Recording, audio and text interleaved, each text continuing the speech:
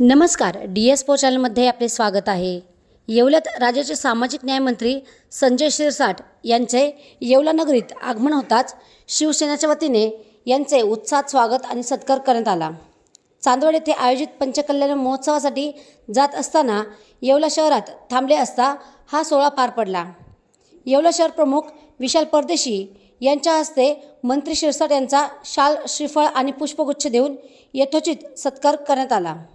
यावेळी शिवसेनेच्या स्थानिक पदाधिकाऱ्यांनी मंत्री महोदयांचे जल्लोषात स्वागत केले। या प्रसंगी शिवसेना गटनेते गणेश शिंदे, शहराध्यक्ष विशाल परदेशी, प्रशांत शिंदे, मुकेश जावळे, सुभाष गांगुर्डे, अक्षय राजपूत, अमोल शिंदे, अरबाजभाई शेख यांच्यासह शिवसेना आणि शरद पवार गटाचे अनेक पदाधिकारी उपस्थित होते। सत्काराच्या कार्यक्रमानंतर मंत्री संजय शिरसाट यांनी उपस्थित पदाधिकाऱ्यांशी संवाद साधला। यावेळी येवला परिसरातील सामाजिक प्रश्न आणि स्थानिक विकासाच्या मुद्द्यांवर सविस्तर चर्चा करण्यात आली।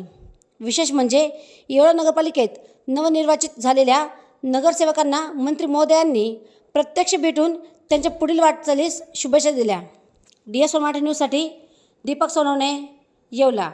आणि त्यांनी हे दिलेलं सत्ताचं परिवर्तन साहेब, राज ठाकरे नरेंद्र मोदींना जास्तच घाबरले असं म्हणून ते मोदीजी जवळ यावे भगतसिंह कोश्यारींनी मनसे प्रमुखांना डिवचलं। मनसेच्या प्रमुखांनी काय डिवचलं किंवा त्यांनी केलेले स्टेटमेंट हे मला वाटतं आता जास्त काही महत्त्व त्याला लोक देत नाही।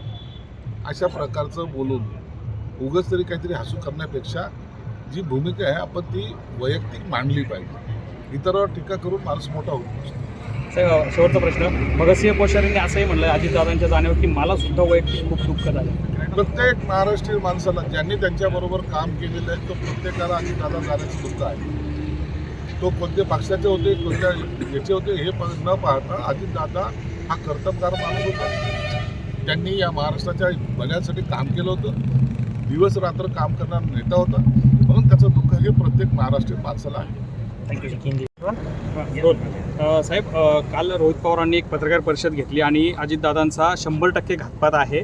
VSR कंपनीच्या वर ठेके प्रश्नाचा भडीमार केला आणि माझा काका गेला, मी कोणाला सोडणार नाही, शांत बसणार नाही।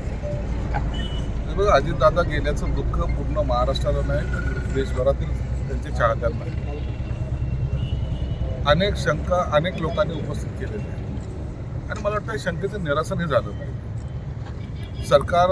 सरकारच्या तर्फे प्रयत्न करतात, परंतु रोज जर एक नवीन पुरावे येत असतील तर त्याची सुद्धा दखल घेणं गरजेचं आहे। रोहित पवारांनी काल ज्या पद्धतीने सगळी मांडणी केली त्यामध्ये थोडी शंका घेण्याचं कारण आहे असं दिसून आलं।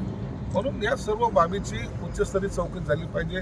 जी त्यांची मागणी आहे त्या पद्धतीने CBI मार्फत करा किंवा स्पेशल एजन्सी लावून करा, परंतु ही चौकशी झाली पाहिजे। एक मोठा नेता आपल्यातून गेलाय याचं दुःख प्रत्येकाला आहे।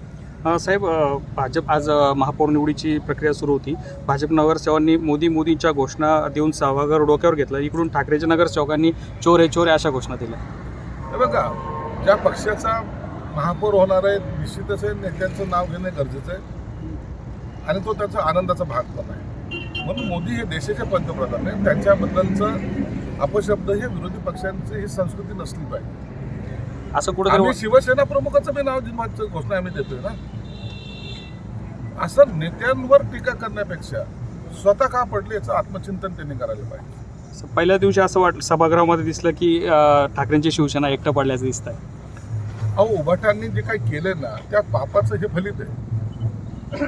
काँग्रेस राष्ट्रवादीचा जे झेंडे घेऊन हे फिरत होते ना सत्तेसाठी, खुर्चीसाठी, त्याचा हा परिणाम झालेला आहे। नसता शिवसेनेच्या हातात